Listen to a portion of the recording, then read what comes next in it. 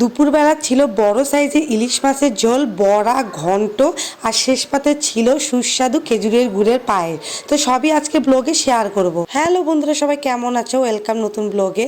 তো দেখছো একটা বিশাল বড় সাইজে, বিশাল বড় বলতে 3-4 কেজি তো আর ইলিশ মাছ হয় না, তাও 1 কেজির উপরে, মানে 1 কেজি প্লাস একটা ইলিশ মাছ আর কি আনা হয়েছিল।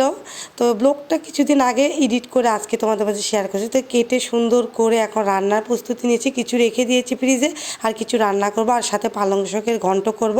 আর ইলিশ মাছ তো শুধু হচ্ছে কচুর বই, কাঁচা কলা, বেগুন এসব দিয়ে রান্না করলে ভালো লাগে, আর সরিষা বাটাও ভালো লাগে, কিন্তু আমার কেন জানি বেগুন ইলিশটাই বেশি মজা লাগে।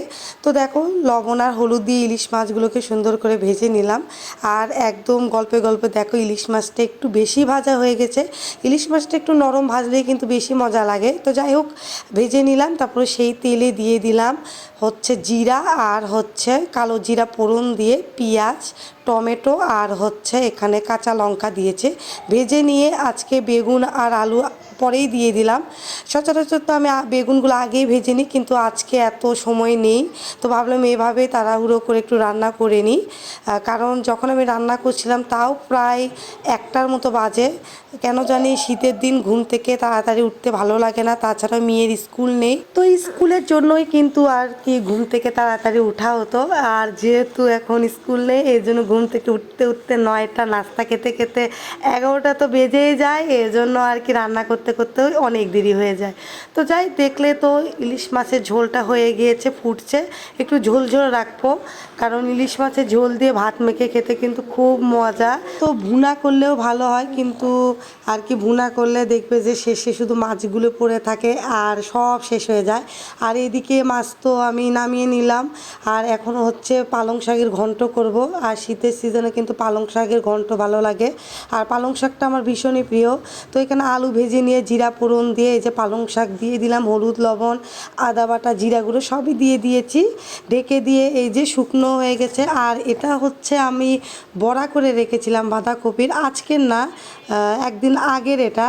তো ভাবলাম হচ্ছে এটা একটু ভেজে নিই, না হলে গন্ধ হয়ে যাবে। আর এই যে ইলিশ মাছটা নামিয়ে নিয়েছি, তো খুব সুন্দর একটা কালার হয়েছে, আর সেন্টও অনেক ছিল। এখানে বড়াও ভাজছি, আর এদিকে পালং শাকের ঘন্ট হয়ে গিয়েছে। এখন এই যে ইলিশ মাছের যে কাটাকুটোগুলো ছিল একটু দিয়ে দিলাম, এতে আরও খেতে ঘন্টটা বেশি ভালো লাগবে।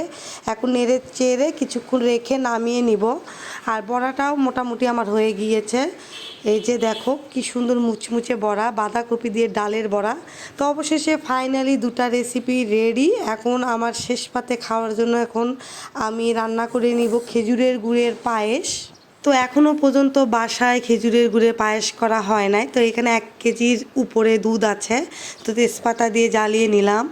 তো আরেকটা কথা বলে নিই, তো অনেকেই হয়তো বা ভয়েসের সাথে সাথে অনেক শব্দ শুনতে পারো, কারণ আমি হচ্ছে রোডের পাশে যেহেতু বাসা, সবসময় গাড়ি হয়তো বা ময়লাওয়ালা এসে বাঁশি বাজাচ্ছে, নয় হচ্ছে মাইকিং করছে, কিছু নয় কিছু শব্দ সবসময় বাজতেই থাকে। তো যাই হোক, এই জন্য হয়তো বা তোমরা একটু ডিস্টার্ব হতে পারো। তো খেজুরের গুড়ের পায়েসটা কিন্তু রেডি, মানে খেজুরের গুড় দেওয়া হয়নি, পায়েসটা রেডি। এখন শেষে আমি নামানোর আগে আমি গুড়টা দিয়ে দিলাম, কারণ এখনকার গুড়গুলো কেন জানি ভালো হয় না, মানে দেখবে যে দুধে দিয়ে জাল দিলেই দুধটা নটে যায়, একদম ফেটে যায়, খেতেও মজা লাগে না, ছানা ছানা হয়ে যায় আর কি। এই জন্য কোনো রিস্ক নেই নাই। এই গুড়টা ভালো ছিল, তারপরও রিস্ক নেই নাই। শেষে নামানোর আগে আর কি গুড়গুলো মিক্স করে নিয়েছি, কারণ এতগুলো পায়েস যদি দুধ ছানা হয়ে যায়, নষ্ট হয়ে যায়, খেতেও ভালো লাগবে না, খাবারটাই নষ্ট হয়ে যাবে। তো যাই হোক, খাবার টেবিলে রেডি সব খাবার নিয়ে। পালং শাকের ঘন্ট তো আমার কাছে খুবই ভালো লাগে, আর সাথে ছিল মুচমুচে বড়া। আর আমি যেভাবে বড়াটা করেছিলাম সেটা একদম একটু ঠান্ডা হয়ে গেলেও মুচমুচে থাকে, যেহেতু আমি এখানে একটু আতপ চাল ইউজ করেছিলাম ডালের সাথে। তো যাই হোক, খাবারটা কিন্তু ভীষণই মজা ছিল। তো অনেক দিন আগে এই ভিডিওটা আমার দেওয়ার আর কি কথা ছিল, কিন্তু ওই যে ফোন নষ্ট হয়ে গেল, সাথে মেমোরি কার্ডও কী যেন একটা হয়ে গিয়েছিল, যার জন্য মেমোরি কার্ডের কোনো ভিডিওই আর কি পাচ্ছিলাম না। অবশেষে যখন ফোন ঠিক হলো, সাথে সাথে মেমোরি কার্ডও ঠিক হয়ে গেল। তখন আমি গ্যালারিতে যেয়ে দেখলাম আমার এই ভিডিওটা, তো ভাবলাম আজকে একটু ভয়েস দিয়ে তোমাদের মাঝে শেয়ার করি। তাছাড়াও আজকে দুপুরে কোনো রান্নাবাড়ির কাজ নেই, একদম ফ্রি, রাতে রান্না করে রেখেছিলাম, একদম ফ্রি আছে। আর আজকে কিন্তু প্রচুর ঠান্ডা পড়েছে, প্রচুর, মানে খুব বাতাস বইছে আর রোদও ওঠে নাই। তো খাওয়া দাওয়া শেষে এই যে এখন খেজুরের গুড়ের পায়েস মজা করে খেয়ে নেবো। কে কে পছন্দ করো খেজুরের গুড়ের পায়েস?